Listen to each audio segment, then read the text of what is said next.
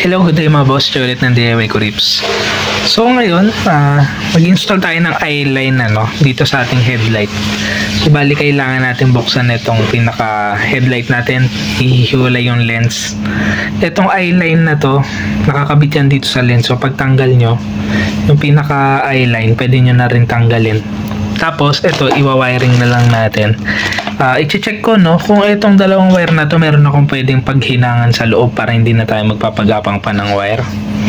Yan. So i-check ko muna kasi pwede natin yan itap doon sa ating low beam. Yan, pwede yan doon sa low beam o kaya doon sa park light. Pwede yan itap doon. Ang lang kasi, hindi ko alam kung anong bolts yung nandun sa park light natin at saka dun sa low beam. Although 12 volts yung sa motor, meron kasi mga circuit board yan dito sa headlight na baka mamaya pinapababa nila yung pinaka voltage papunta dun sa low beam at saka dun sa park light. So hindi tayo basta-basta pwede mag-tap. Pero kung sakaling wala naman tayo mapapagtapan dito ng 12 volts, syempre papagapangin natin palabas tong wire. Yan. Ibali dito, ang gagawin muna natin, iinitan muna natin to ng heat gun. Paikot. Ito. Meron tayong heat gun dito. Yan, heat gun. So ang gagawin ko, initan ko muna siya paikot. Yan. Tapos, siguro 5 minutes, tapos tatry buksan pagka hindi pa, another 5 minutes.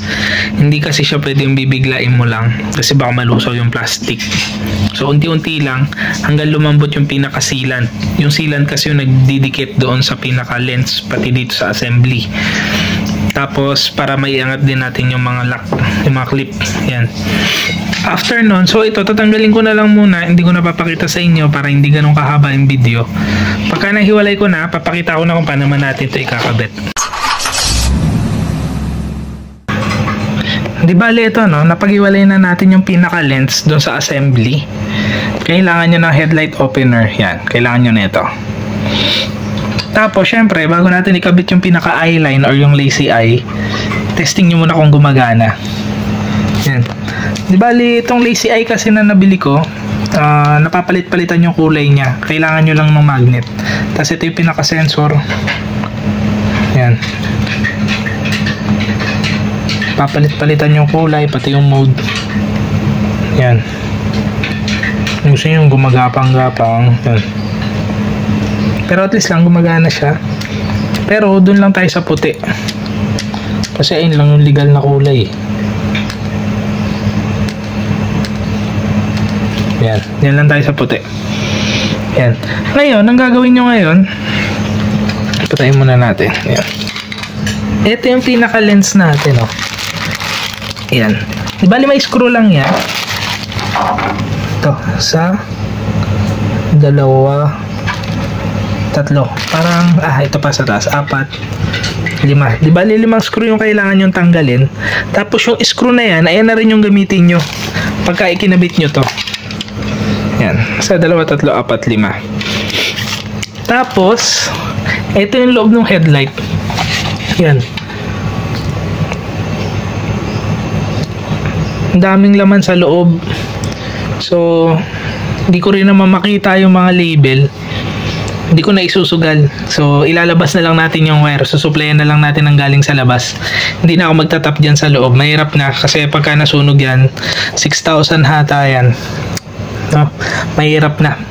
So, ang gagawin ko na lang, ito, papagapangin ko papunta doon sa likod. Yan, dito. Papunta doon sa likod. Tapos, pakita ko na lang sa inyo mamaya. Pero, i-assemble ko na to, kakabit ko na to dito. Tapos, ito, ilalak ko na. Tapos, yung wire, palabas sa likod. Yan, so, balikan ko kayo mamaya. Di ba, ito na, nakabit na natin yung eyeline. Ito. Tapos, ito yung wiring. Tapos, yung pinaka-sensor, dito ko na lang nilagay. Yan dito. Kasi hindi siya abot dito sa baba Dito ko sana planong ilagay kasi hindi abot. So, dito na lang sa side. Para every time na need natin magpalit ng kulay, dito nyo na lang itatap. Yan. Sa labas ng headlight. So, dapat tinetesting nyo, kung kaya bang abutin ng magnet yung pinaka-sensor. Yan. So, ito tinesting ko na to kanina. Testing ulit natin ngayon.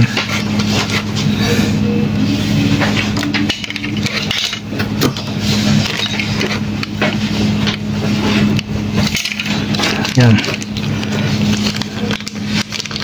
So, tingnan nyo. Sa labas ko lang siya itatap.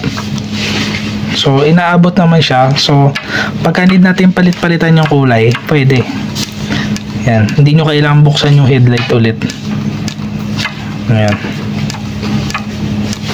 So, dito nyo lang tatap sa labas.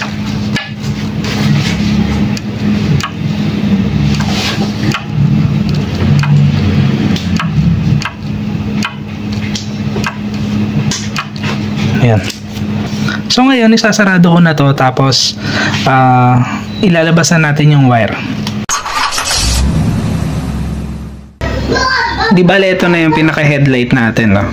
Nasil ko na yan. So ang gagawin nyo muna, no, pagka isisil nyo siya, initan nyo muna ulit lahat. Yan. Pati yung dito sa lens nyo, iinitan nyo rin para yung sealant matunaw bago nyo sila pagdikitin, para pagka pinagdikit nyo, so yung sealant na naiwan dito sa assembly tapos yung sealant na naiwan dito sa pinaka lens, parehas silang maging sticky, tapos para pagka pinagdikit nyo sila, magkakapitan na yung dalawang sealant, no? Tapos ang gawin nyo, press nyo lang yan.